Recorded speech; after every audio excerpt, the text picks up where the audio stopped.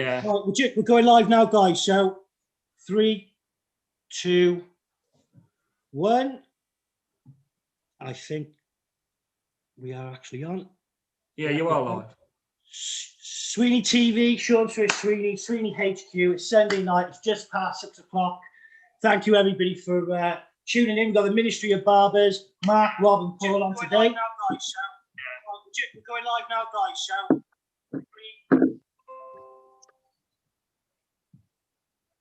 and the introduction's done. We are live on the YouTube, guys. How are you all? Great to have you all on. Finally, at once, all of us, part 4. This is going to be great. We're talking all things barbering, all about the industry updates. Has he disappeared? He's disappeared, yeah. After all that.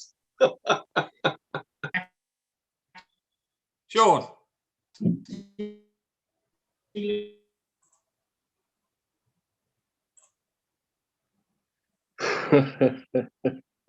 All that excitement in Wales. Hello. Sean. He's taking the system down, isn't he? You are? He's taking the system down in Wales. I don't know what's happened.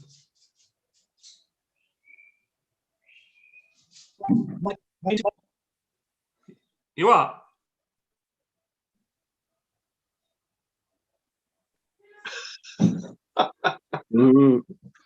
I'll tell you what, there'll be a lot of editing in this video. The one, well, it's live, isn't it? It's live on YouTube, so. Isn't it? Yeah. Let's hope everyone's forgot for this time being.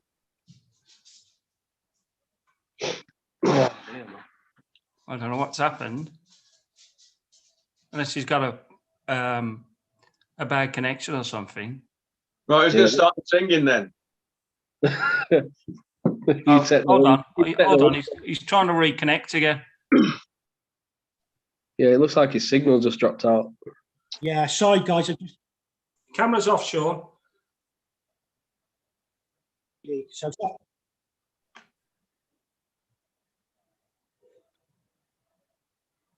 guys, yeah, I will. Obviously, I'll save this and edit it anyway. So we'll get a clean. We'll cut this. You're freezing again, mate.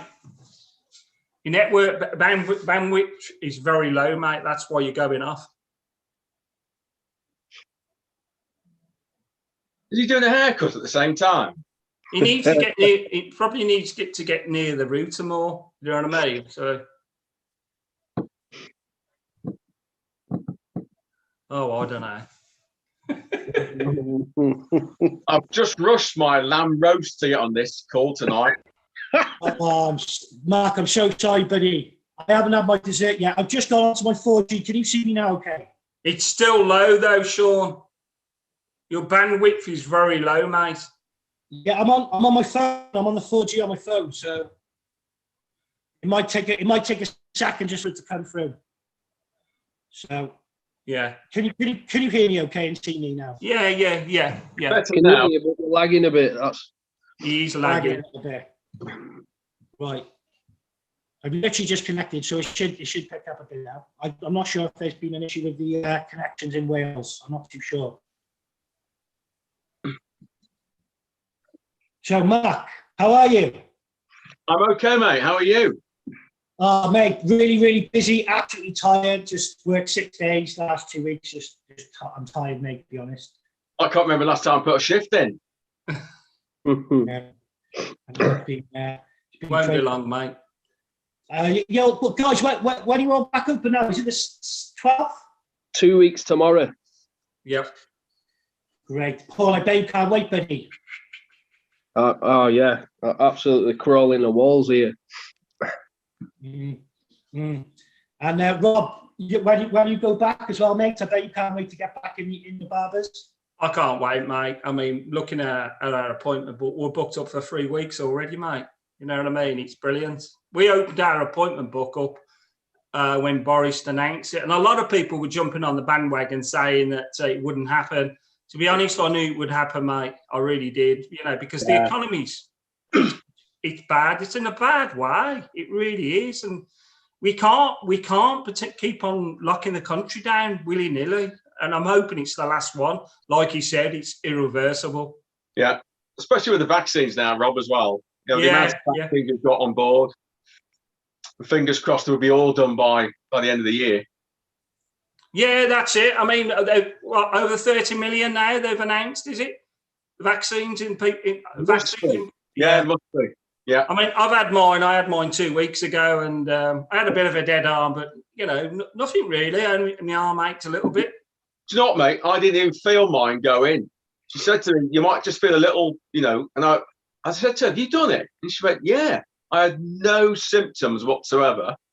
And half my family with the AstraZeneca Oxford vaccine, yes, within 12 hours, they're all feeling sick, being sick. Oh, it's interesting. I had nothing of that. Yeah.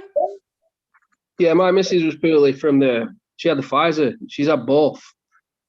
She was ill with the first one, but then the second one, she was like ill for 2 days, like she had COVID again. She was really bad.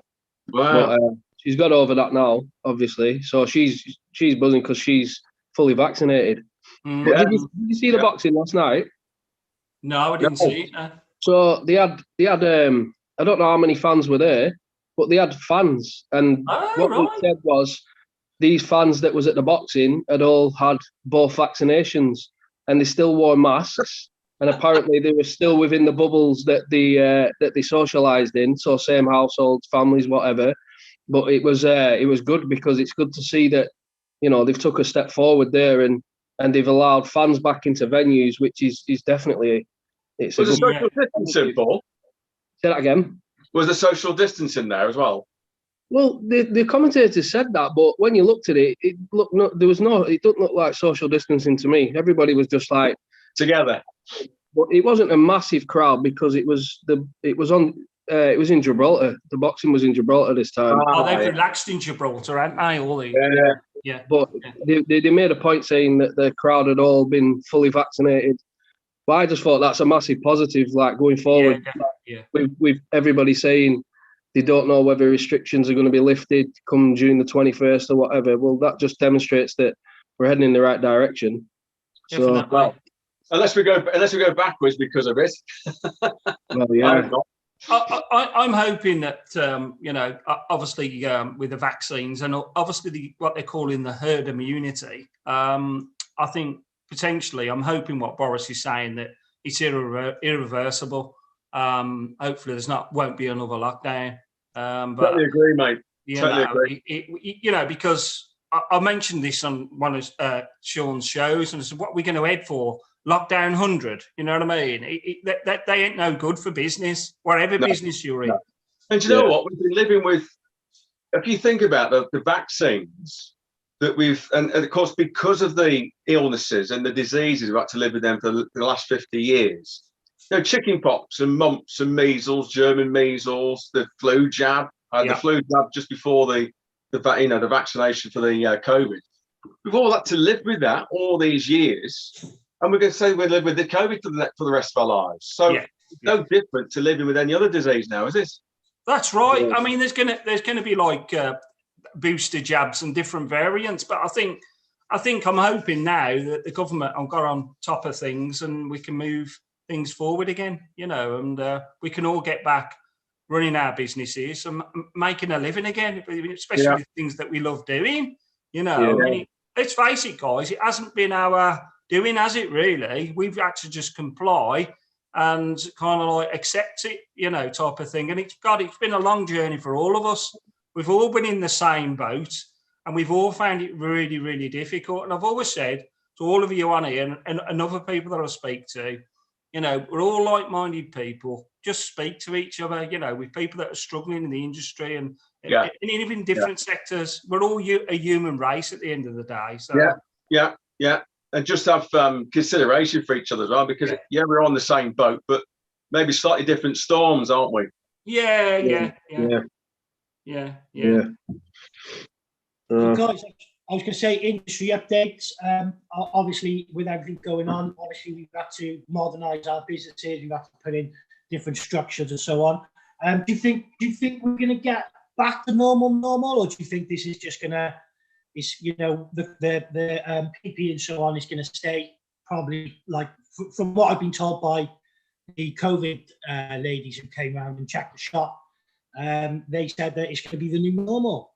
So, well, okay. I mean, look, I personally think, right, it's going to be different. You know, we got to treat it like the way as we went back last time, and it's about building confidence again with your clients and your customers.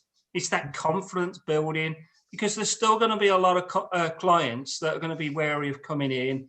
And, you know, with social distancing, wearing masks, PPE, hand sanitizer and stuff like that. And to be honest, Sean, I'm still going to put things in place as like when it got locked down this time last year, mate, to be honest. I'm gonna kind of like do that as I did before.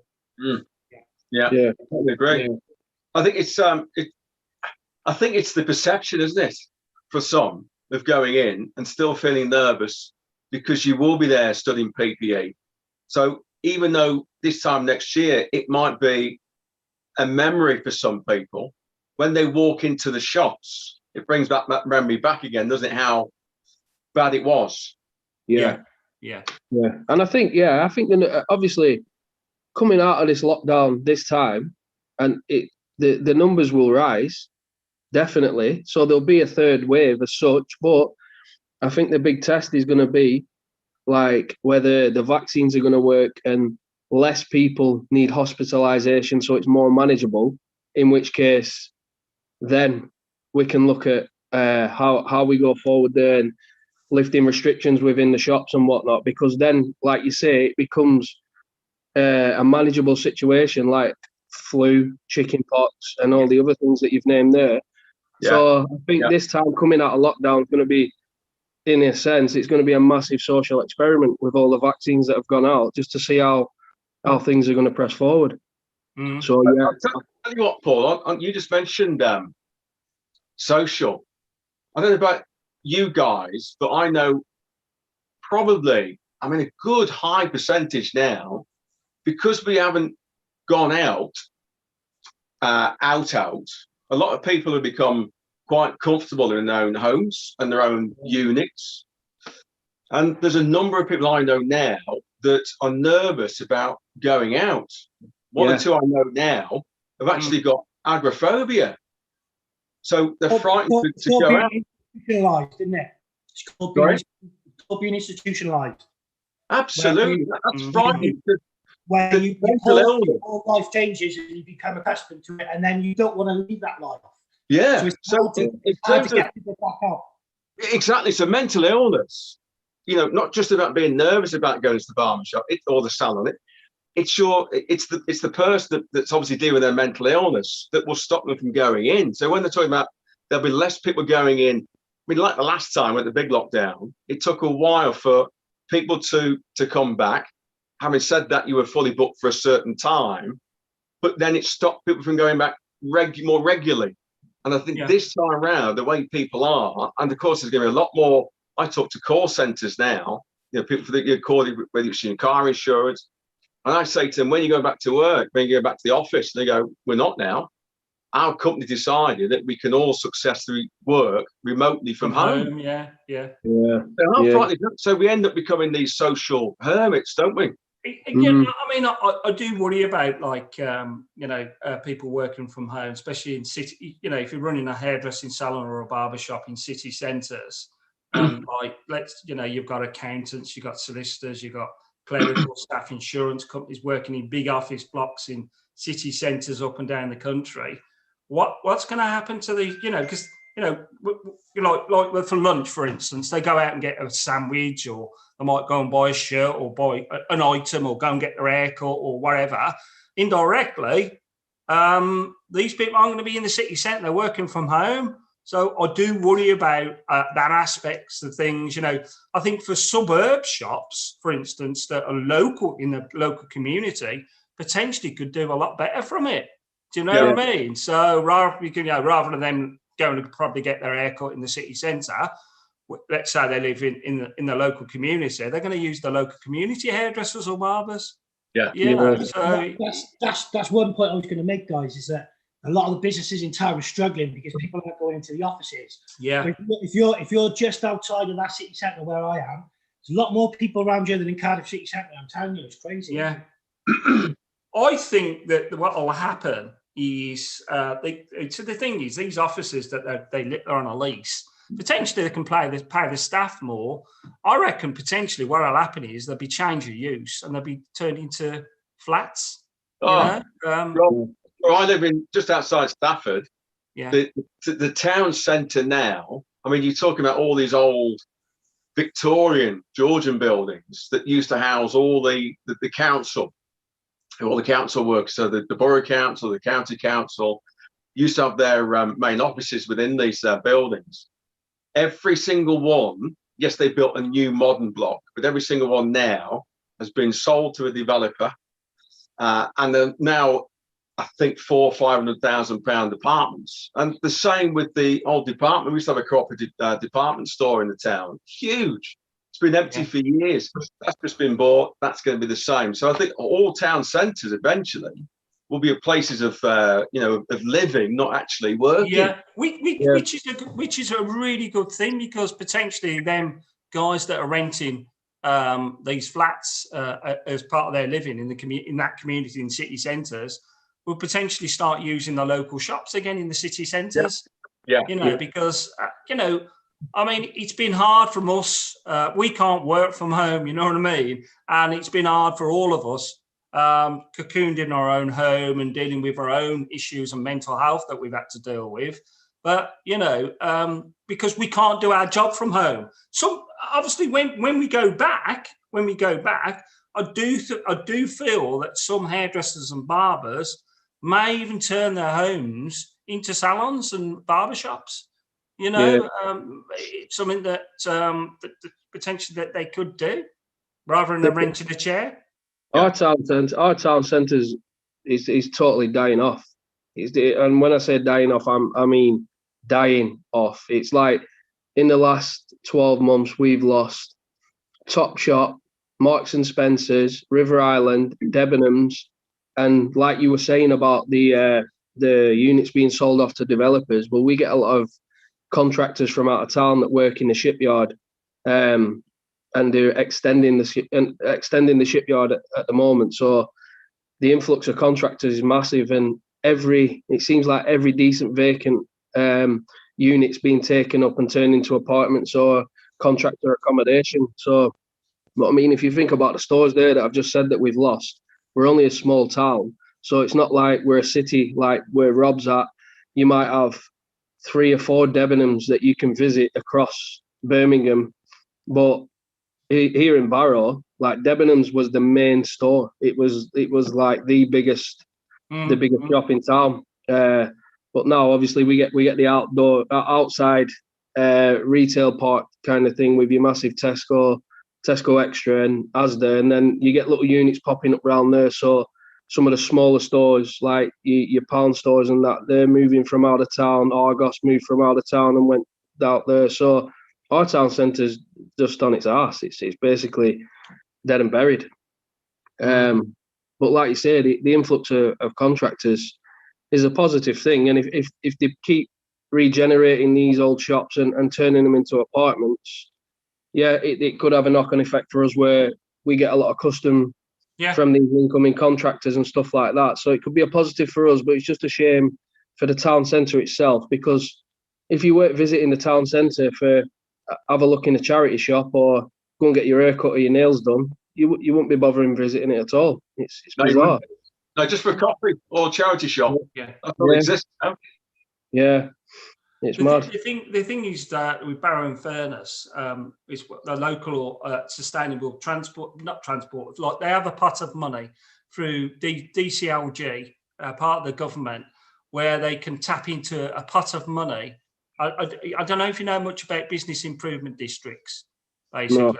No. So what that tends to do, that will regenerate the area. So whether it's an issue with safety and security, whether it's an issue with marketing and events, an issue with, the same traders in the area, for instance, too many hairdressers, too many beauticians, too many of the same what that does, they have a blueprint up and down the country how to do, like, basically regeneration area, basically. Yeah. I have heard some reports about Barrow in Furness that they were tapping into before the lockdown, especially last year. They were applying for a fund for a regeneration of the city centre. And that is something, that's something I would look into, mate, because it's very much needed, though. Very, because what it does, they employ like a big manager, and their job is to regenerate the area, because there's going to be loads of areas that are going to be regenerated, and the government will understand now this is what they need to do and start basically to help the high street again, to regenerate that high street. Because you know what, small businesses up and down the country, we pay at least 90% tax, you know what I mean? And they don't want to see us while they're out. They want to keep us going. They want to keep people in employment. They want to keep businesses open. And it's not in their interest to kind of like potentially put hardship on business, because a thing they keep these small businesses open, potentially they get VAT, corporation tax, PAYE. They get a stream of revenue. And it's important that the high streets flourish again under a regeneration programme. And honestly, I'm sure I did hear something about Barrow and Furness. Well, yeah, Rob, I think. Go on, Paul. Oh no, I was just going to say, I think there's a local run organisation that are trying to regenerate it themselves. They call Barrow Bid, and you can apply for grant. BID stands for Business Improvement District. Yeah. Well, you apply for a grant to them, and you can get like your shop front done up, and they'll pay so much towards your shop front and stuff like that. So there is good things going on. Yeah. The problem is, it's just like, as much as the small businesses are shutting, we're actually losing the well-known chain stores that your small businesses, I feel, they give a little bit of individuality to your town centre, and they make it a little bit more quirky, because you won't find the same two small businesses in any town. Do you know what I'm saying? So that's your individuality. But then a lot of people go to these chain stores, and it draws people in and stuff like that. So you can lose a massive store like Debenhams and like Marks and Spencer. Birmingham City Centre, Grand Central, we've lost John Lewis's. Debenhams have gone as well. I think city centres up and down the country, the big change. The trouble with the big changes, their overheads are so immense, especially their business rates and their rents and their outgoings. It's just not sustainable no more for them, because we're small businesses. We can sustain a little bit of pressure at the moment, but imagine they are estimating a 0.3 growth, obviously, when everybody goes back. So the economy will just start sort of gradually going. The more people who are spending money and the more people who are out working, it will sort of help that growth come back into. I mean, I think, like I said, a lot of businesses they were sort of Devlin to hanging on anyway, weren't they? Just before. Yeah. I mean, did you know? I mean, I read last week during the lockdown that, because obviously people ain't been going to the pub, they ain't been going on holiday, they ain't been allowed to get their hair cut, they ain't been allowed to do anything. I'm not saying everybody, but a lot of people have saved £6,000 to £8,000. Yeah. So potentially, that's a win for us, because the economy will bounce back. It will. And this is why I think pricing in our industry is very important. Don't undervalue your services, Remember, charge what you're worth. Do not worry about your competitor down the road. Exactly. Staff will come and go. You'll lose staff and this and that. Unfortunately, that's the nature of the beast of our business. But you know what? Charge what you're worth, right? Because I'll tell you one thing, if you don't charge what you're worth, you're going to potentially, struggle for the next 12 months. Yeah. Remember what you've lost, guys. Mm. I think obviously when we go back as well, having a massive range of services inside the business, what I've done is I've sort of like broken down every single service I've given it, its own individual name and its own individual price, and people can mix and match the services then, rather than just getting a hair and beard done, or just the hair or just the beard. Do you know what I mean? It'd be like hair, beard, effects, hair, beard, shape, just a trim, long to short, different. having a variation of prices and a lot of different pricing in a barbershop now, I think does help us. Yeah. What do you think of that, Mark? Yeah, I mean, it's something that I've been talking about for years, only because my business really has always been that, because I have lots of barbers say I haven't got time to do that. There's some of the hairdressers that charge certain amounts of money, but it's trying to squeeze something like this in. And then they say things like, you know, could we shorten it? Can we do it in 10, 15 minutes, like the old Sweeney Todd show from years ago? And if you want to do it properly, you've got to spend at least half an hour on it. And it becomes a customer experience, not necessarily just a bloody shave. And I think that's where people's mindset has got to change. And I think this is why I call the reset button now. Last year, it was reset button 1. Then we had the lockdown 2. And I think it was because it was a short space of time in a window, it gave people that opportunity to think, do you know what? I'm going to stick to just saving money, opening my business, you know, after the next lockdown, cut hair. That's what I do best. And that's it. But I think you've got to always look outside the box. And I think if you're any other business, and not being disrespectful to barbers or hairdressers or beauty therapists, if you're another business outside the industry, you're always looking to add things and diversify, because you have to. You can't sit still and rely on one thing only. And of course, if you are, then what happens is that, you know, when you reopen now in the next, after this lockdown, it will happen for maybe the first 3 or 4 weeks, and then you have that quiet dead period again. But that dead period can end up becoming things like beard trimming and full wet shaves, 40 minutes, you know, where they're saying I can't fit this in because it's going to cost me that to do. I'm going to lose 2 haircuts, 3 haircuts in that time. Well, that's the time when you could be bringing in extra revenue, in my opinion. Yeah. So I think sometimes, other than haircutting, there's nothing that they want to think is good enough, or they think is valuable enough to bring to their business. 1, I think, is confidence. 2, do they really want to spend that time in training because they think it's a bit of a ball ache? And then they've got to buy the equipment, you know, and then they've got to get to a certain level of speed where they actually want to then start charging their clients. But, you know, if you go back to the old days of barbering, it was literally haircut and the shave. And in fact, there's probably some establishments in London that do more shaves than haircuts in ratio. So, you know, it depends what your business is. But again, a lot of people say, well, you know, my business stuck up in, you know, the corners of the world somewhere, and, you know, our customers are farmers, or they're this and that. So there's always an excuse, I think, for somebody not to do something rather than actually think outside the box. Yeah. Evolve. Sorry, mate. I said definitely evolve. You know, you've got to keep evolving, because, you know, like Paul, like, you know, obviously, you know, with the range of services, like, obviously, are you offering a massive range of services? Have you broken all your list down? Yeah. Well, we did exactly this. I did that a few years ago, to be honest with you, because what happened up here was we were only the 3rd barbershop to open up, and so little things like beard trims and stuff like that, we wouldn't charge any extra for, which was a big mistake, obviously, because, like you say, you've got to charge what you're worth, and we was doing that where other barbershops weren't.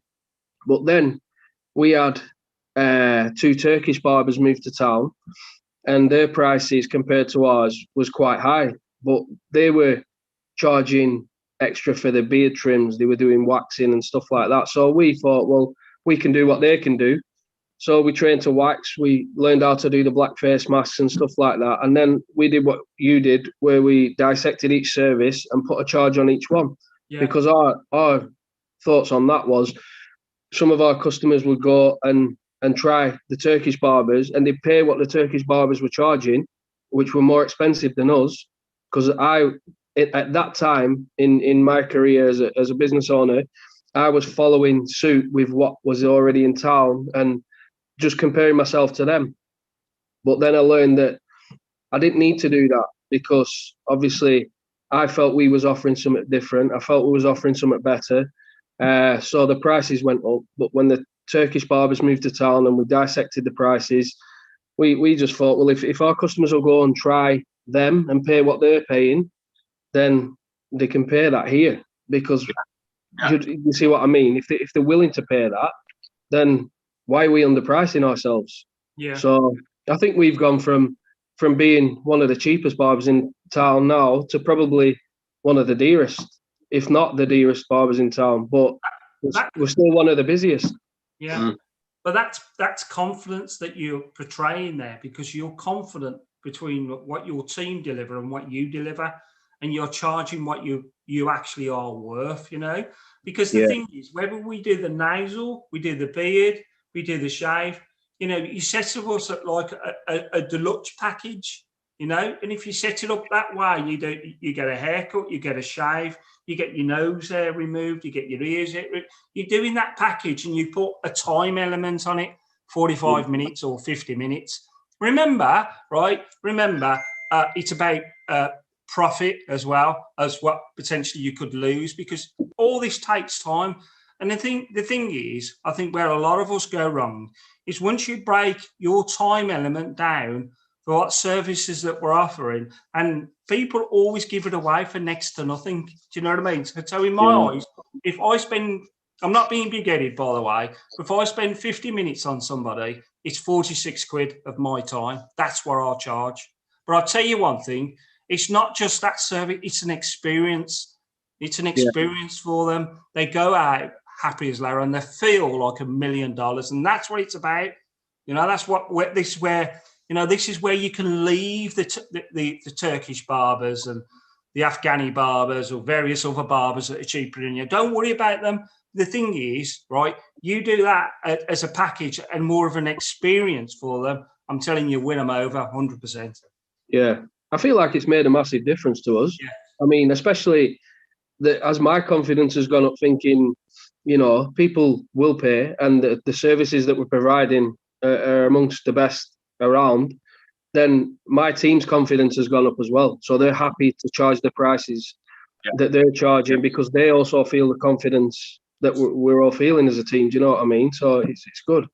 You know, a question I'd like to ask: would you like to see a national price for hairdressing and barbering up and down the country? No. I would. I'm going to put you all on this one now. Okay. A national price, so a price that basically. If you're setting it at £46 an hour or £46 for 50 minutes, I'm happy with that. Yeah. I don't think the customers would be that. I mean, listen, look, I understand the demographics and where different parts of the country that we're all in, and it's all about disposable incomes, isn't it? And I understand that, right? But the thing is, you know what? We're professional guys, you know, we've trained a lot of years, we've got a lot of experience and knowledge that we bring to the table. What I'm saying to you is when you look at, like, say, I don't know, gas safe or an electrician, that they want, you know, you need some work done from them, they're going to charge more than 46 quid for 50 minutes. They're going to charge like 140 quid for an hour. What makes them any different to me and you? And Rob, that's in whether you're Cardiff, whether you're in London, whether you're in Barry, Furness, Birmingham. Precisely. Yeah. And the same with a dentist. All dentists have this national charge for a checkup. Yep. And then per filling, it's always almost the same. So to say, the demographic where I live, they won't pay that kind of money. Well, a dentist doesn't set up in Barrow or wherever it is, Shrewsbury, Shropshire, Newport, wherever it is, and then says, well, the demographic will only pay me £8 for an appointment. It's the same. It's exactly the same. And a lot of people presume what people have actually got in their back pocket. Yeah, that's very true, because, you know, why would you presume that? Why? Yeah. Why would they presume this? You know, the thing is, if you don't know what a client is prepared to pay for your services. Yeah. If you're confident in your job and delivering and executing phenomenal work, why give it away? Why give it away? Yeah, Honestly. I remember my old boss years ago, and he said, at the end of the day, you can be a busy fool. So if you want to, you're going to lose some customers because you could be charging X. And I think Sean's going to say shortly, none of my customers would pay a national average price, whatever that national average price would be. But I think you could end up earning more by doing less. Yes. Be charging less and doing more. I think, yeah, you're right. See, the thing is, again, it's interesting conversation because a lot of people go on this on social media. Oh, I can't charge that. We're in this part of the country, then, they haven't got the disposable income. How do you know that? How do you know that? You don't know what that potentially, like you said, what that client's got in their back pocket. You really know. And, it's just something that maybe where things could potentially change. I mean, what's the difference between quantity and quality? What's the difference? In my eyes, right? I'm not going to do 4 haircuts in an hour and charge 12 quid. I'm going to probably do 2 haircuts in an hour, and I'm always looking for quality.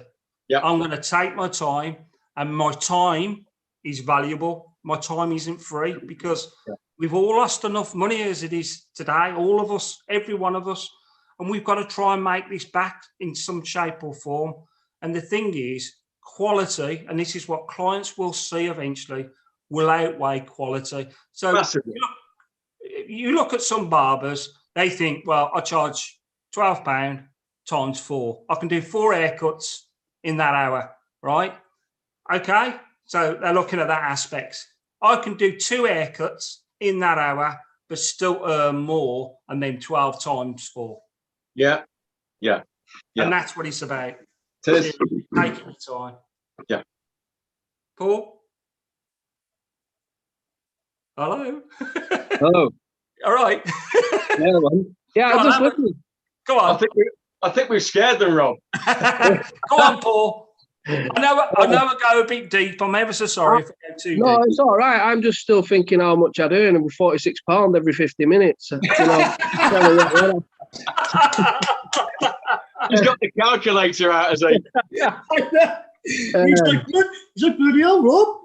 Yeah, but I agree. I agree with you.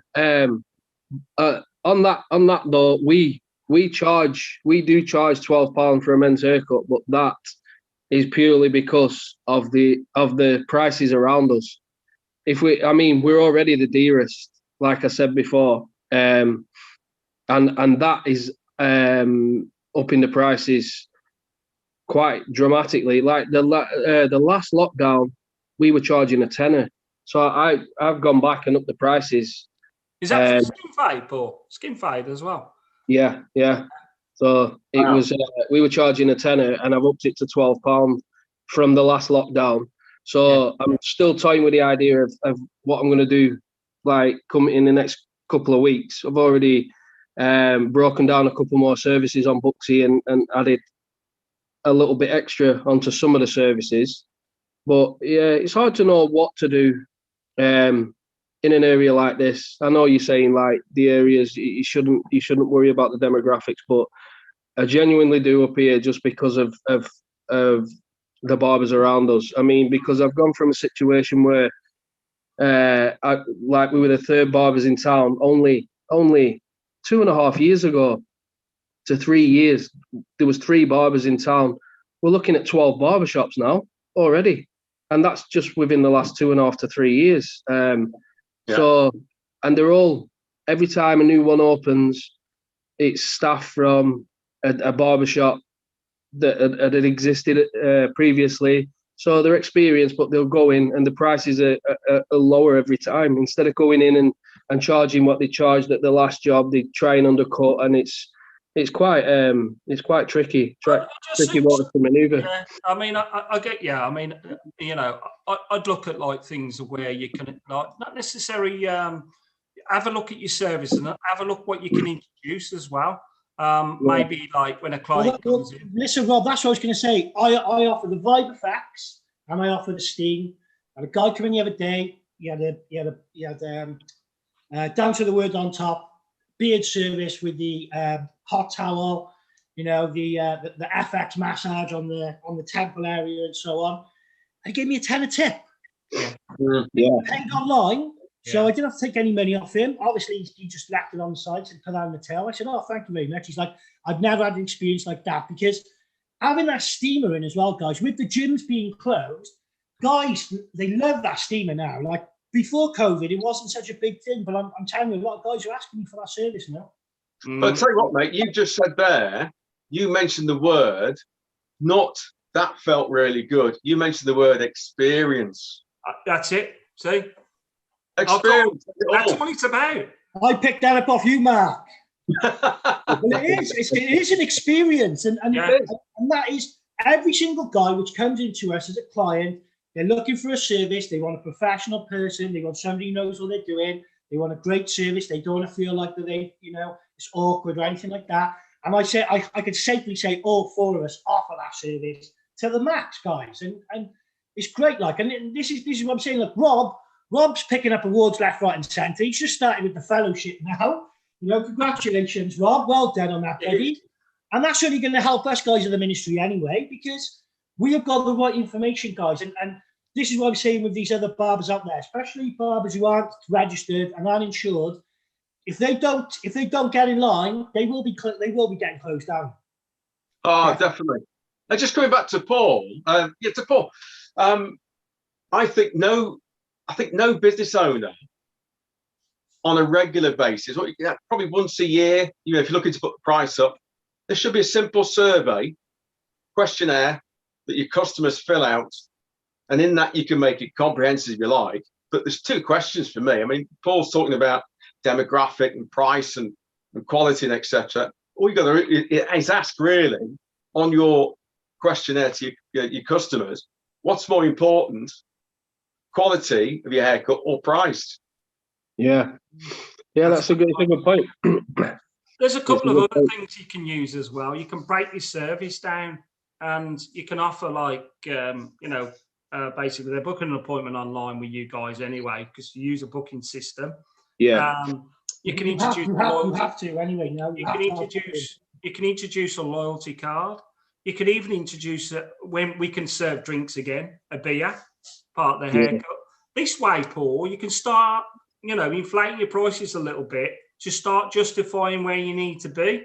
And then you're offering, and I've always said this, stay 100% ahead of your competitors. Offer something completely different what they're not doing. Don't worry about what they keep doing. No. And concentrate how you can make your business better for the future. And I can tell you this now, you've got that there. It's just that you need to just think outside that box and elaborate your services to think, you know what, I'm charging 15 quid now, but my clients are getting this, they're getting that, they're getting a quality cut, they're getting products on top, they might have it washed first, or it's just increasing that element, what you're offering, seriously. And then you can justify in your own mindset what you're charging. This goes back to like what you said about a national charge, a national, like a rate for, the haircut or the service all the time. And with the business training, there's none of that. People don't, I think if everybody knew this information and everybody knew about the training side of being a barber and the business side, like barber business education, for instance, that could be something, do you know what I mean? Giving people this, because we never had this information, guys, did we, when we started? No. And now that we've got the experience and knowledge and the years in the game, we can give this information out to people and try and keep our standards up high, guys, Yeah, but I mean, Rob's same age as me. Thanks, Mark. I mean, look a day over 30. But I mean, hey, you don't, mate. You look really well, mate. I'll tell you. What tablet you taking? I don't tell you, mate. I don't tell you. Send me some in the post.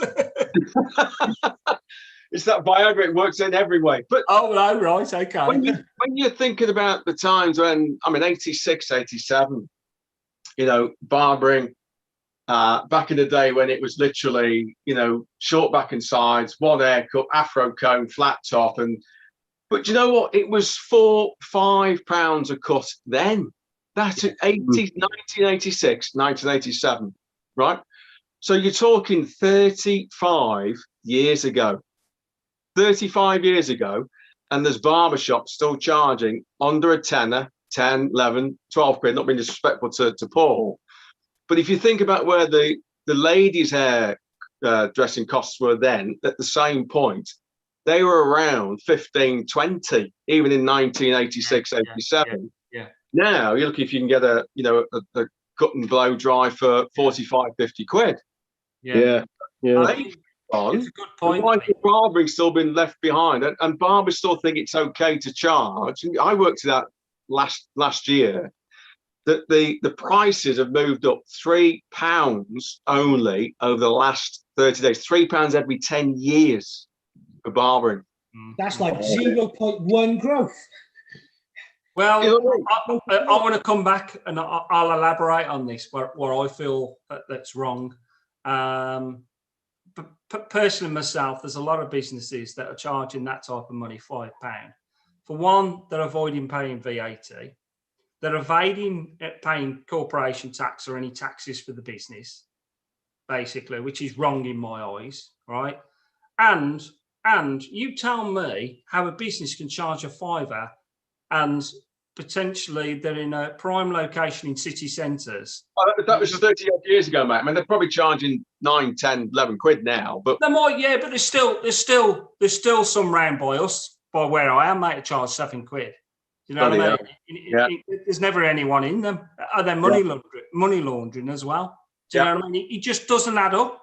And this is where things are going to change, like, seriously. Do you think there's still some out there that are very... Because no one tells you how business is. I mean, I've got 2 other businesses, apart from the training school. And I'm a parent to 2 teenagers. I've always said, I'd rather have 10 more businesses than become a dad again, because I think being a parent's so much harder and tougher. Yeah. However, what you learn through your businesses is always you have to learn yourself, and it can be the hard way. But do you think some people are comfortable doing what they like doing, but don't like the business side, and that's why they charge as little as they do, because it's money in their pocket that pays the bills, but not necessarily they become a business and business owner? Yeah, that's a good I can see that. Yeah. I mean, I think, like, you know, we look at these lockdowns that we've had, and we look at guys that have been renting chairs. And look, guys, we all know some barbers have been putting £1,000 in their back pocket, all right, week in, week out. But when they come to claim the self-employed scheme, and because they haven't declared it, they ain't getting bugger all, are they? So is that right? Is that right? It's not right. And they're all whinging on social media that they can't get anything. The reason you can't get anything, guys, is because you've been putting £1,000 in your back pocket and ain't been declaring it. Yeah. And that's not right. Yeah, but you know what? I'll go on record as saying that, and they do. Yeah. I totally agree, Robin, with the government and what they offered us as business owners was nothing anyway. Obviously, it did help a little bit, but I'll be honest with you, mate. Again, if people don't get themselves state registered, get fully insured, and run at least some money through your books, for God's sake. I don't think they should be allowed to trade anyway, mate. Well, you know, it's interesting. I'm going to talk a bit about the gig economy. Mark's probably heard of this. Now, the gig economy is like Uber and Deliveroo. And the model basically is, are these guys employed or self-employed? And the Uber drivers, it just come back from the Supreme Court, they were classed as employed. And the reason they were classed as employed is because if they were being self-employed, they weren't even earning the minimum wage. Do you know what I mean? It's the same with the Deliveroo drivers. And you know what, guys? I really don't want to scare you, but the HMRC are looking at our industry as well, because we're in that gig economy as well. Yeah. So they're going to be looking at barbers, right, that are renting chairs, that are self-employed, aren't declaring this. They're looking at us. 100%, mate. Seriously. And it's frightening, but that's what's happening, because potentially what they want, this government, is potentially going back with people employed, because when people are employed, they potentially get holiday pay, sick pay, they get benefits and this and that. They're earning above the minimum wage. That's how it should be, Rob, really, though, isn't it? Sorry? That's how it should be. Bit of security for the staff. Yeah. And this is where I think our industry could potentially change. And I know the government will be looking at our industry, not just barbering, hairdressing and beauty, seriously. I mean, listen, I'm self-employed. We're all self-employed. But what I don't get from it all is, right, I mean, I've ran my business for 33 years, right, and I've always employed people. But, you know, somebody else's business model is different to mine. But the thing is, well, I find very hard to probably comprehend in my own mindset is that it's a business being run within a business in your business, if that makes sense. You know what I mean? And if you do have a difference of agreement with someone that's renting a chair off you, they've took all your knowledge and experience, which potentially they could do when they're employed.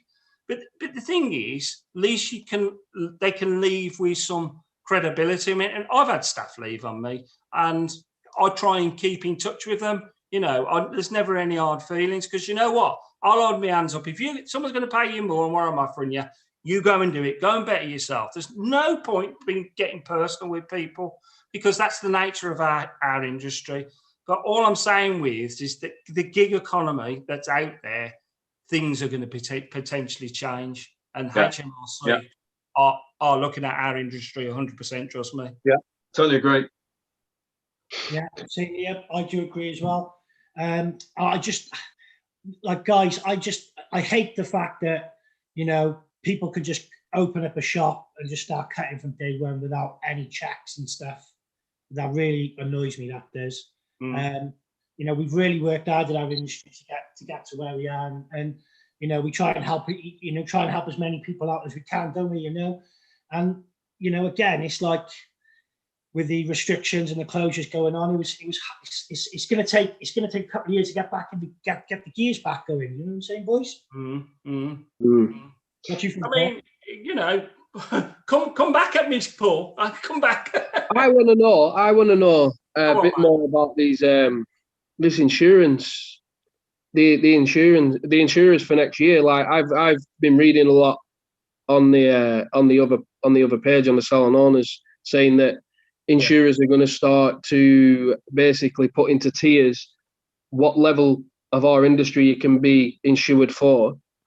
Based on your qualifications, but then you're also going to have to prove your qualifications. So I mean, there is that is true, and I know on Tuesday I've been talking to Colette. She's been working with the Association of British Insurance. She's got a good insurance company that will cover us all for this, but they are insisting what you're saying, and this is where our industry's heading, mate. You know.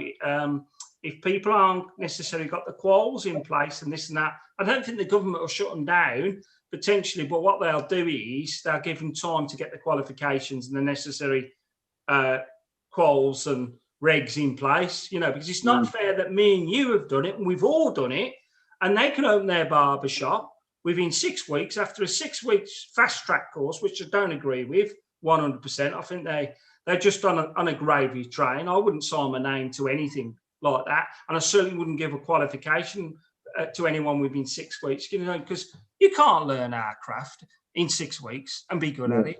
No way. And it's not fair to us guys what we do. Takes years, doesn't it? Huh?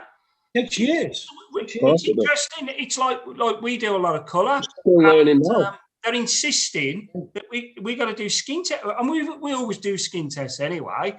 But you know, it's all about these measures that they're looking at qualifications, they're looking at things where insurance companies now could try and get out of paying you, basically. You know, and things are going to change, really are going to change. A lot of people weren't covered for business interruption because of the COVID, weren't they, Rob? Well, you know, I mean, it's ongoing. I mean, I know Paul's got the same policy as me, and it's still ongoing. And I think it's like a dominoes effect, Sean. Once one collapses, they're all going to collapse. They will potentially play out. But what they're playing the longevity game. And what I mean by that is like, if businesses go bankrupt or they go bump in the next 6 months, they ain't going to pay them out. Do you know what I mean? Mm. That's how they're playing. But you know what? We're with Alliance. You was with Alliance, weren't you, Paul? Yeah, I had the same ones, yeah. And I mean, you went through the same broker as well, don't you? Yeah. But Paul's gone with the solicitor who the Salon Owners United Group have set up. And you know what, mate? They will be successful, but how long's a piece of string? You know, they will end up paying out.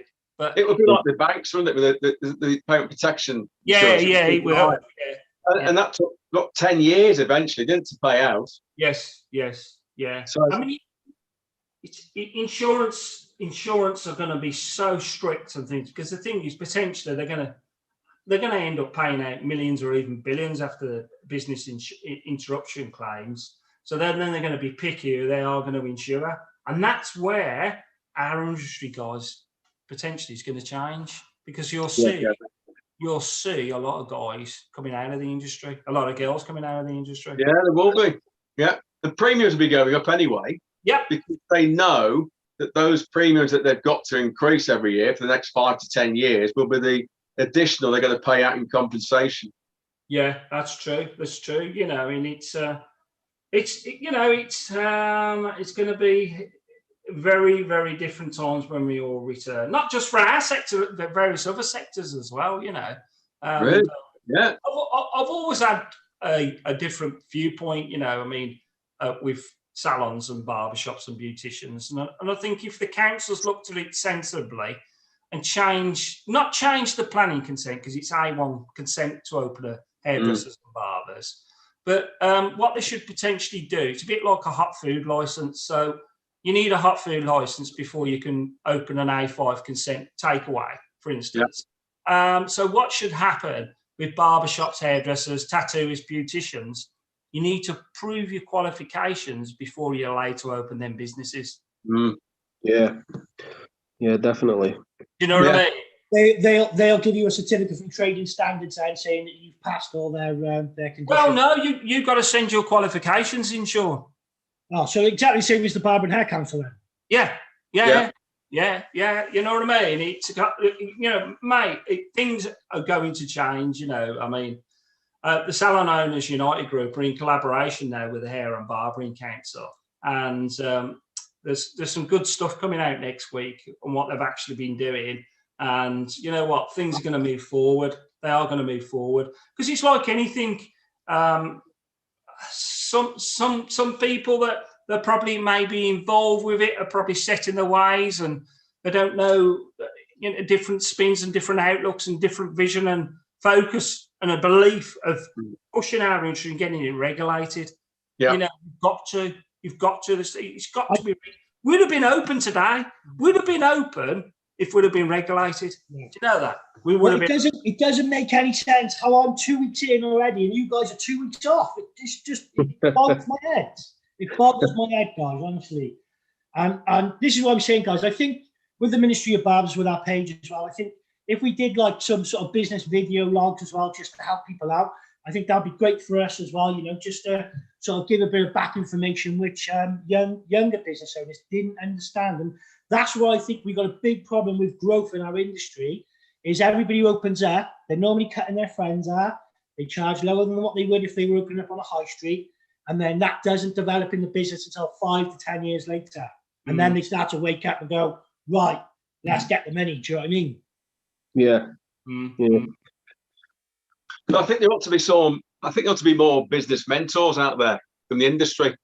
Now, when you go to college, we could do that, Mark. Easy. Yeah, that's what I'm saying. Because in other industries, you've got these mentors, you've got these big names, and they always come out and they're always willing to, it's in the chefing. I always refer to chefing world because you always see a big camaraderie between chefs. There's no slagging each other off. They support each other. They mentor each other. They mentor the young chefs come in, the commie chefs. But you never see that in the barbering industry or the hairdressing industry. And I think where you go in the hair industry is that a lot of people are then thinking, this guy's now untouchable. And I think there's a lot of that. He's too far away. She's too far away. big egos. And I think if you can get out of those egos and get more mentors mentoring the younger generation, I think it's going to be a healthier industry to come. I mean, you're right about egos, mate. You know, egos, there's so many big egos in the industry. And you know what, guys? You know, we cut hair for a living. It's a great craft, but it's not rocket science. Do you know what I mean? It's not rocket science. We're not saving people's lives indirectly. And why do you potentially have to have an ego? Never forget where you've come from. Never forget your own background, you know? And I will never forget that. I'll never develop that ego. And you know what I love about all four of you is that we're approachable. People will come to us and they want to work with us, mate. Exactly. You know what? We've got no egos. We've got no airs and graces. Yeah. Do you know what, Robert? On that subject, I can remember contacting two well-known barbers in the industry a few years ago, and they didn't ever reply. And I gave one a second chance, never replied. Now, I could say every single person that emails me or messages me through Facebook, I reply to every single one. Yeah. Same on LinkedIn. Even if I get LinkedIn's full of kinds of shit and scammers as well. But, you know, I always go, okay, thanks for your message, but not for me. And that's all you've got to do. That's all you've got to do. Yeah. It doesn't take 5 minutes, does it? You know, respond back. You know, it shows you're a humble and an approachable guy. And then, you know what? You know, as much as like all of it, I think in the mentoring side, you know, people who want to work with us, because I've always said this, is that for one, there's no airs and graces about us. We've definitely got no egos, right? We're approachable. We're likable. People will want to work with us. Seriously, they will. And the thing is, it's about trust both ways. They trust us, and we trust them to work with them. And you know what? Our experience and knowledge, it's massive, mate. It's huge. And you know that comes with, it's priceless, isn't it, Mark? You know, it's priceless to all of us. It is. It is. And you can't buy that. No. No. You know, you can't. And you know, we all love doing what we're doing. Unfortunately, it's been difficult for the last 12 months. But you know what? I think potentially, you know, we'll have grassroots. We will have growth, you know, but you've just got to nurture it as it comes along. You know, as it comes along, it will nurture in its own little way again, and you'll see your business come back. Every one of us running a business have ups and downs, and you always remember the downs. Always forget the downs. Look at the positivities in your business. Look at and focus where you want to be in the next 5 or 10 years. Yeah. Barbados. I'll come with you, Mark. It's going to be 5 years before you can. Well, that's what I was going to say. I was going to ask you all, like, when we do go back on holiday, where's the first place you're going to fly to? Because I'm going to Benidorm. He's going to see Madge. Yeah, but ain't no wrong with Benidorm. See Madge. Best place ever. See Madge. Madge. That's me. Yeah, we were booked to go to Salou last year. We love it there. We go there every year. It's just easy to go with little lad and the rest of the kids. So it's the same place every time or different hotels?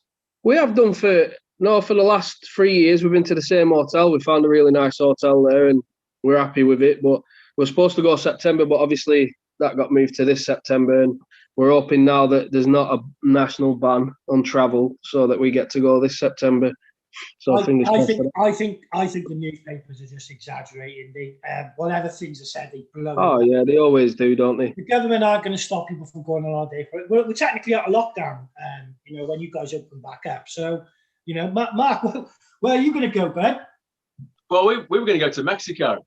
Oh, but of course, I've got normally inside knowledge through my wife, who's in travel anyway. So, you know, when we talk about the government saying that there's going to be no summer holidays this summer in terms of going away, you know, it's going to be all staycation. I know from the inside that my wife is already having to move holidays beyond June because the tour operators are cancelling them. Right. So, you know, when they do say don't book, they are meaning don't book. Some are still booking on the hope that they will be able to get away. But a lot of the tour operators at the moment are saying, if you've got a holiday booked even in July, August, and they're cancelling the flights, cancelling the planes. So now she's having to move them to September, October. Some have said now, forget it. Let's book it for next year instead. So I think a lot will be, again, and we talk about the money they saved, because they can't go this year as well, there'll be a lot of staycation holidays, especially in Wales, sure. Then I think they'll be all going away next year. Yeah. Yeah, I think West Wales will definitely be busy this summer, definitely. So Massively, yeah. I guess book now then. Bob, where are you off, mate? Well, we booked to go to Cyprus in August, but I mean, I agree with what Mark's saying. You know, you kind of like, you're unsure of whether or not. Limassol. Sorry? Paphos or Limassol? Limassol, mate. Limassol. And yeah, I mean, we were booked last year to go to Jamaica. And anyway, we put it forward to this year. And like Mark's just said, they cancelled the flight on the Saturday. That was with TUI. And anyway, I took the refund. They offered me a refund or book something else. So I took the refund. And then only a couple of weeks ago, I've booked Cyprus, but I'm unsure, mate. I'm unsure. Well, I had a vision then with you having hair braids coming back from Jamaica. Oh, morning, mate. I was thinking, because that's the type of thing you do, Rob, over there. Now, guys, I know, again, vital information from Mark, you know, more inside information, which, you know, only us barbers know. Don't book, guys. So when you watch this back later, or you're watching live now, don't bother booking any holidays because it's going to get moved back. So you just save your money. Like you said, travel around the UK. Lots of places to go. You've got the Lake District.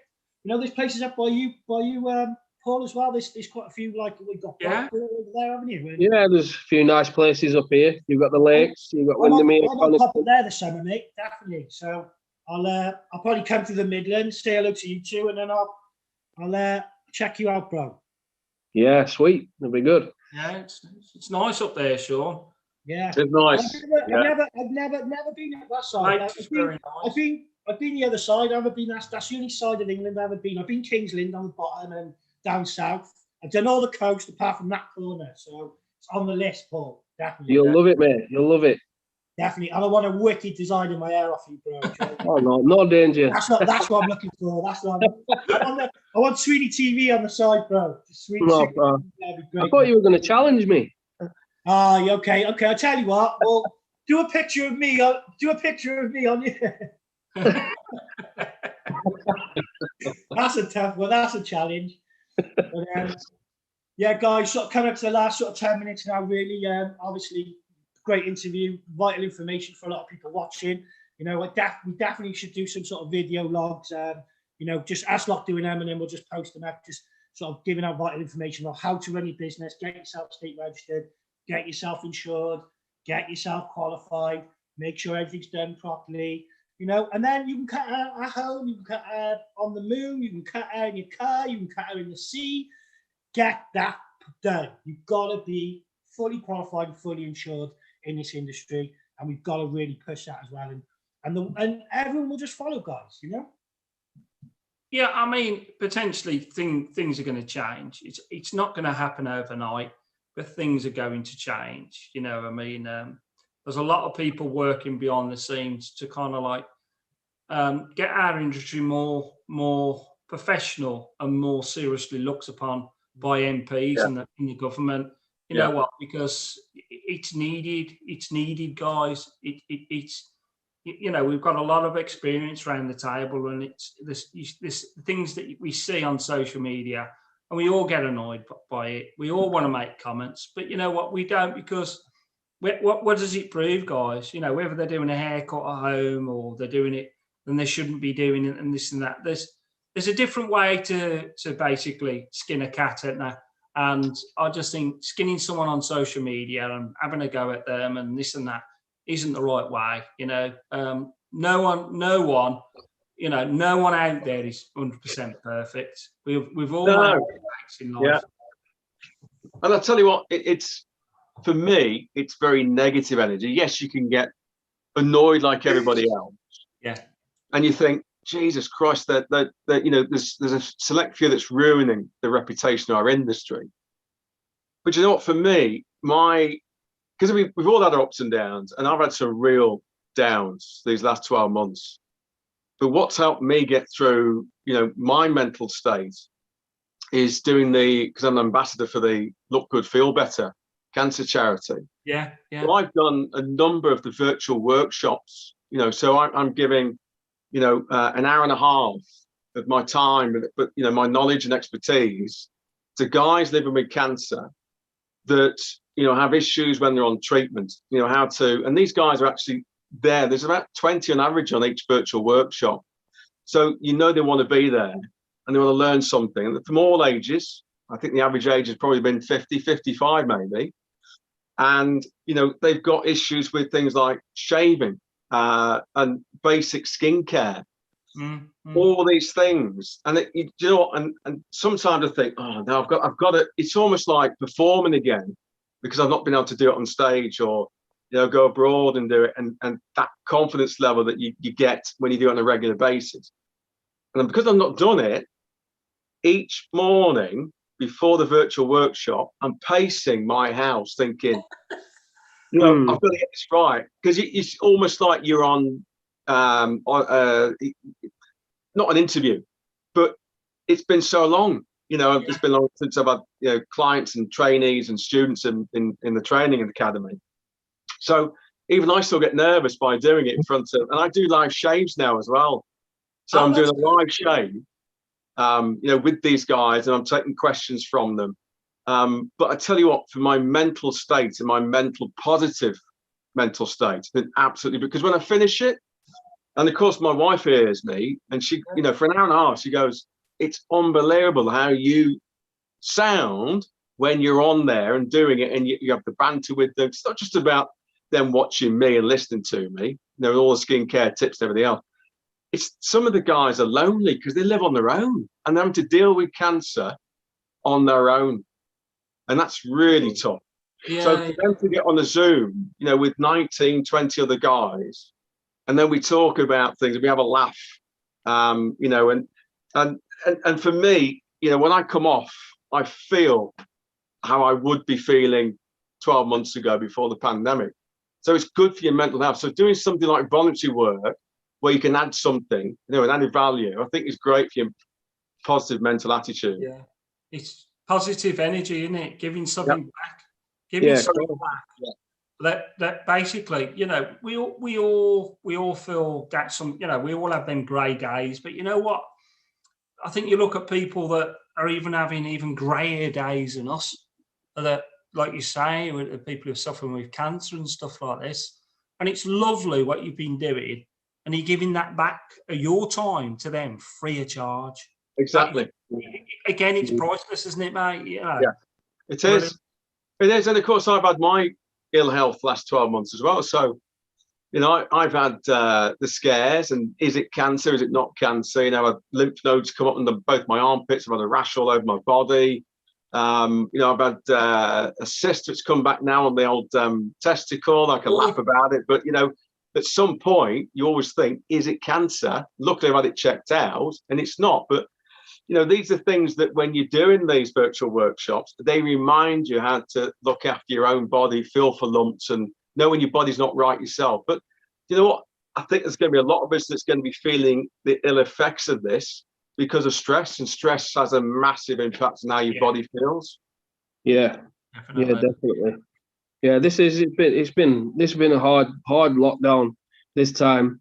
I mean, like the first lockdown, it was hard, but at least you had the weather. You could go out. You could do, you know, you could just sit on your front and enjoy the sun, if nothing else. But I mean, to have it like straight after Christmas, which is Christmas for me, Paul. The week before Christmas for me, so it was even worse.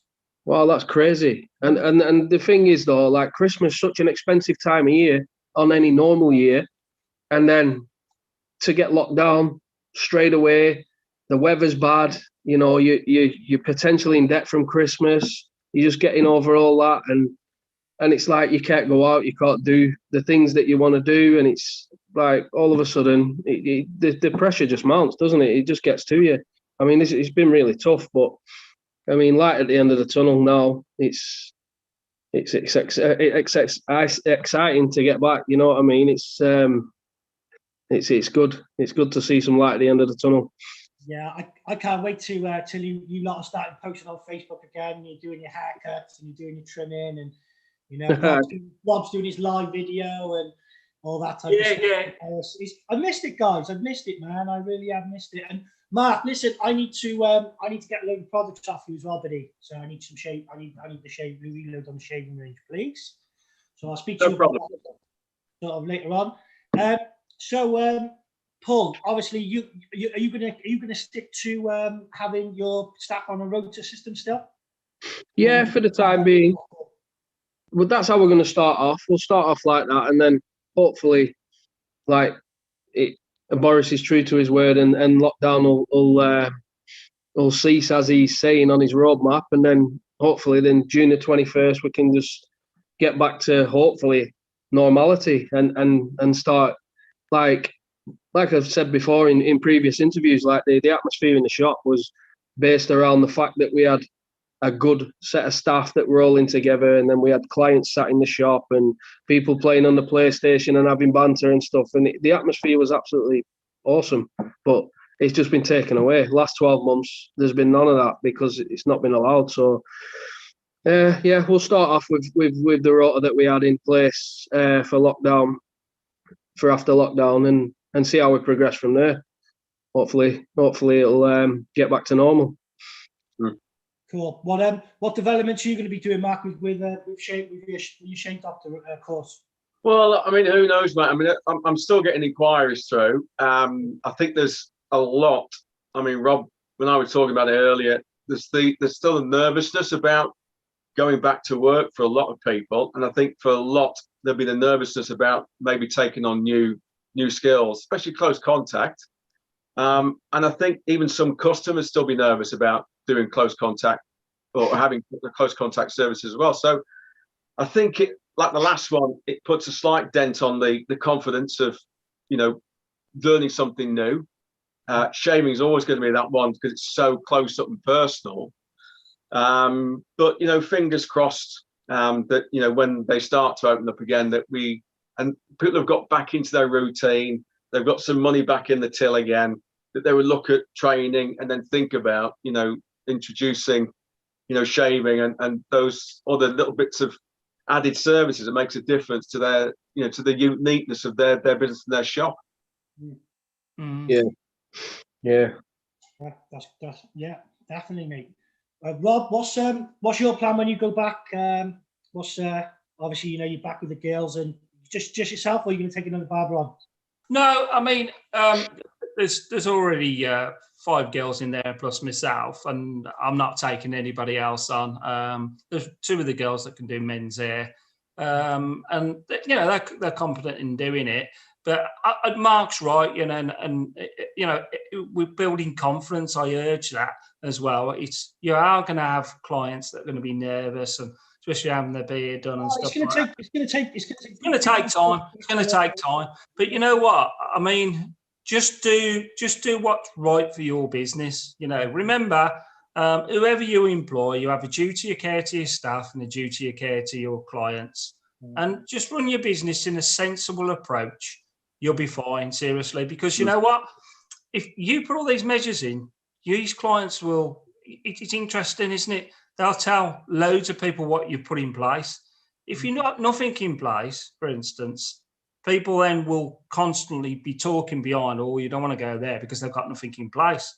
Do you know what I mean? So always put things in place that suits your needs of your business, your staff, and your clients. It's really important, you know, because it's an industry where it's close contact. It's basically you're up and personal with your client. And also every one of us, and you'll probably all agree, we've missed the conversations with our clients. We've missed the crack with the clients. We've missed the chit chat, whether it's football, where you're going tonight, you're going out tonight, going to the pub and this and that.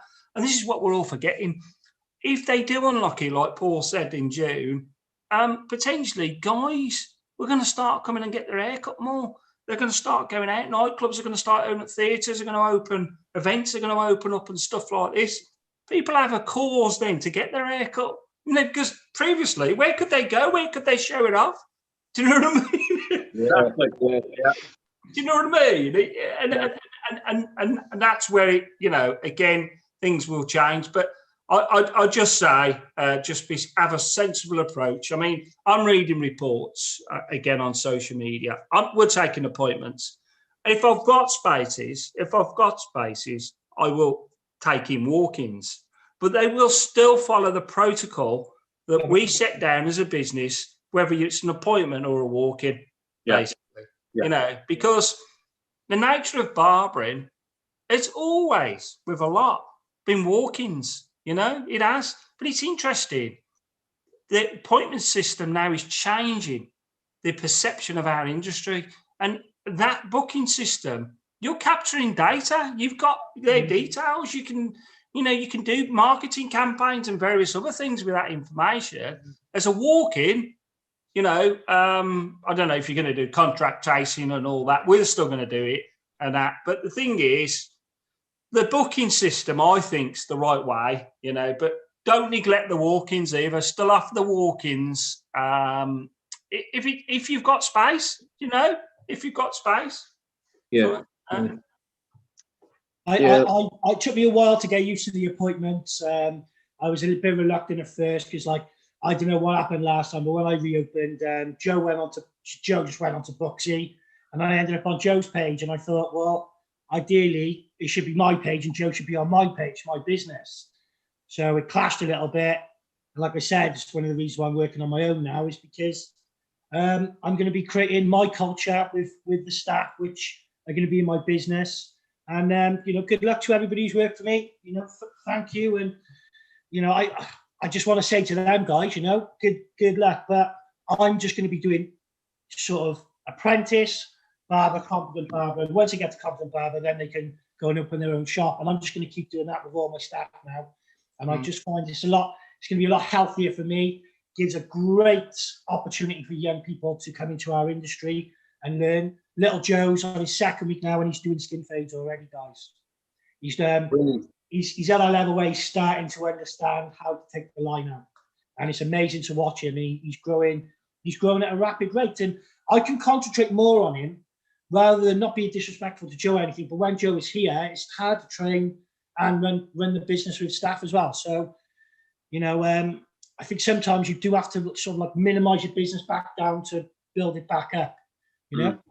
Mm-hmm. But yeah, Rob, obviously you've got a couple of awards out. We just want to show us. You know what? Do you know what, Sean? I don't like being big-headed, you know, mate. No way. Save it for the Facebook. Yeah, look, I'll show you. Man, get your awards out. What's up with you? He's going to do it anyway. Yes, yeah, I'll go on and I'll do it. Oh, that's lovely, mate. There's this one. Fair play. Wow. Nice. Beautiful. So, how many awards is that now, Rob? I think you've got. I don't. Do you know what, mate? You know what? There's one thing, right? If you go into competitions, right, and I can hand on heart, Paul, you potentially will win something very, very soon. But you know what? Don't ever let it change you as a person. Don't ever make you big or get an ego or anything like that. Because you know what? Do you know what? We're just human at the end of the day. We cut hair for a living. Of course, you're no better than anyone. You're no better than, because I've got awards. It doesn't make me any better than you or anybody else out there.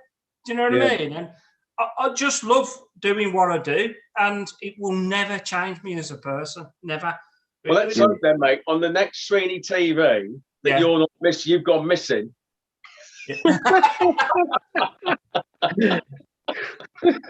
Rob's tuning in from Jamaica. Oh, mate, yeah, I'll be tuning in from Jamaica. But you know, just as much as you win, and we'll all win things in our career. and you will, and you'll love it. You're the achievement and stuff like that. My next step is someone that I've trained for them to win something. Do you know what? Because you know that will probably hit me right hand on heart straight away. That is like a creation. Like I've helped them achieve that. You know what I mean? But younger, they've got a different vision and outlook. They can polish it better in a different way than what I do. And that to me is something that I'm working on. That's work in progress. Polish the trophy. No, not polish the trophy. Not polish the trophy. We're doing something. Hey, he goes through so much polish, that guy. You wouldn't believe it. But you know what? I've been working on videography. So I've had 4 sessions now. And I've been working on like the dummy heads, the Sally blocks, which they're hard. They're not easy. But I mean, that's going to be good with the hair by Razor Rob. Yeah, it looks good. It looks good what you've been putting on social media. It looks really good. And I decided, Paul, rather than do it myself, to bring someone in professional. And because the thing is, I want to look at a model that I'm coming across professional. Do you know what I mean? And if I want people to sign up on it, I've got to get it point on, and I think it's important. So the wording is you have to speculate to accumulate, I suppose. You need to do your final collection of Peaky Blinders because there's only one more series left. I know, mate. Yeah, but when that series comes out, his collection's going to hit another 15 magazines. Final season. Exactly. Well, guys, you realise I've actually entered it into the Guinness Book of Records. I'm waiting for a reply now. I don't think anybody's claimed it. So I think Rob might actually have a record there. It's just whether or not the Guinness Book of Records signs it off. Obviously, Rob's going to have I sent the information to the Fellowship of British Hairdressing, and they're putting it in on social media in their magazine as well. So that's 17. How many now then? 17, isn't it? 16, 17. It's it's. I bet you're getting at least another 5 magazines when that new series comes out. Yeah, I can just see it. It definitely. But you know what? I mean, the barbershop and the Black Country Museum. Yeah, I always remember what Chris said, because Chris gave me a lot of information, like just target certain magazines and keep pestering them, and I did, and it worked. Do you know what I mean? Yeah. I emailed them. I about what it was all about and why I did it and this and that, and it worked for me. They like the collection. You know, some collections can work for you, some can't. It's just you sound like a Peaky Blinder as well. I'm a Brummie there, mate. Small leaf is by the Blues ground, mate. Yeah. It is. Yeah, it's the wrong end of the Birmingham. Though. Oh, he's a Villa fan. No football now, Mark. Hey, the BARBERS, keep it clean. Grealish, eh? Grealish. But guys, listen. Obviously, I've been interviewing a few American barbers. Obviously, quite some big names. I obviously, like exactly what Rob said. Just keep pestering them. I'm going to keep pestering them over there. And if I can get us over to America next year, I don't think it's not going to happen this year, but if I could get us all over to America next year, would you be up for coming, guys? We could sort it out. Yeah.